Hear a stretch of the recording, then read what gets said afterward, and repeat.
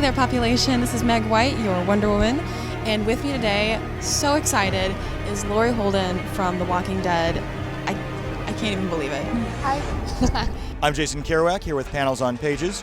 We have actor Jon Bernthal, stars as Shane on AMC's The Walking Dead. How you doing, man? Good. Good to be with you. In this last season, Amy's death sequence was so hard to watch on TV. How did you kind of prepare yourself for it? I was very blessed that they hired an amazing actress, Emma Bell, to play my sister, because not only is she a wonderful actor, but she's also a fantastic person. And I think that all of those scenes required a lot of trust and intimacy because I had to really go to a very dark, primal place. And I worked with this beautiful girl that I trusted and grew to love. And all I had to do was see this beautiful little angel in front of me and know that she died on my watch, and she would be taken from me forever, and I just lost it. Would you feel that there's an inherent darkness in Shane, or do you think he's just a man who's fighting to survive? Man, I think there's a darkness in everybody to a certain extent. I think going through a zombie apocalypse and going through what these people have gone through, I think if anything's going to bring that out, there you go. I think Shane inherently is a good guy. I think he's an unbelievably loyal friend. I think he cares an amazing amount about these people, and I think he's going to be a real lonely guy this next season.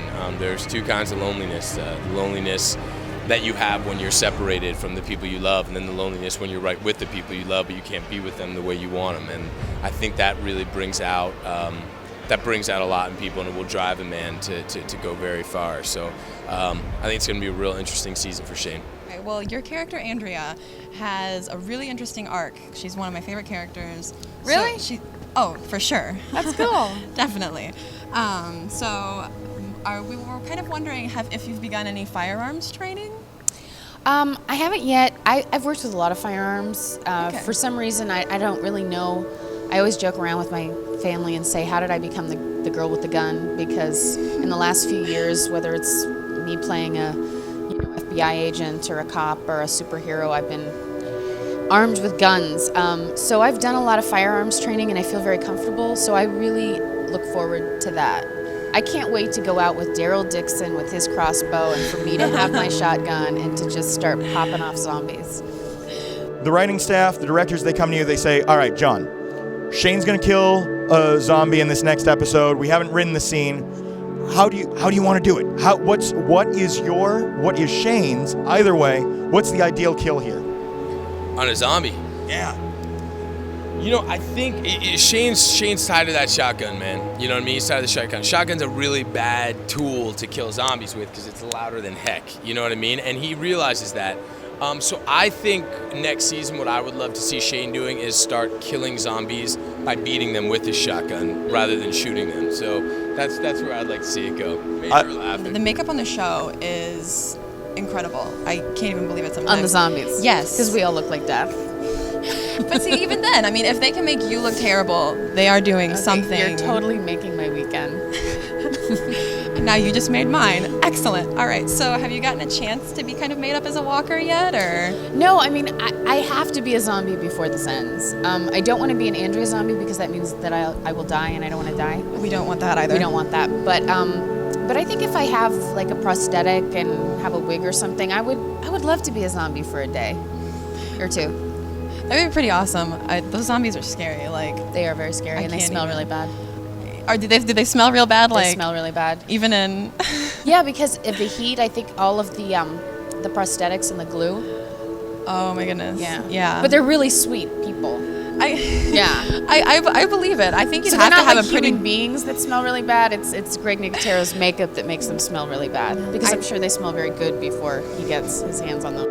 Now, I've heard a rumor. Can you tell us a story about meeting writer-director Frank Darabont in a garage with your dog? No, that's not right, man. Okay. No,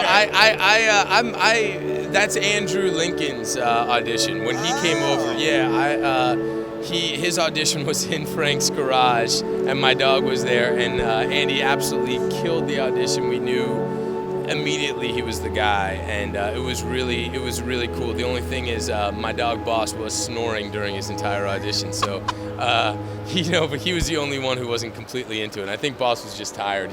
Boss is a fan of Andy's as well, so. Excellent. All right, well, last question before we let you go. Andrea, like I said, is my favorite character. She's super strong. She's amazing in the book and in the show. Have you gotten a really great positive reaction from any of your female fans? Yeah, I mean, it's been really surreal. I think that because they've aired the show and then they keep doing these marathons and they air them, people that didn't watch it originally are catching up. And a lot of people watched it originally. And a lot of people watched it originally, so I feel like everybody's kind of watched it, and I'm not exaggerating when I say that I don't think there's a day that goes by where somebody doesn't say something, whether it's walking down the street or someone on the subway or coffee, going to Starbucks. But what really means the most to me is what you said to me earlier, the amount of people that have come up to me and said how much they were affected by Amy's death and what that meant to them. And I hear that a lot, and that means so much to me because I worked so hard, and so did Frank in writing it, and so did everybody else who put it together. And it was so important that we honored her passing and that it was real and authentic, and the very fact that people got that, it means everything to me. Speaking of fan reaction, at New York Comic Con, your character Shane kind of infamously got booed. God bless New York, because they didn't do that in San Diego. So God bless you.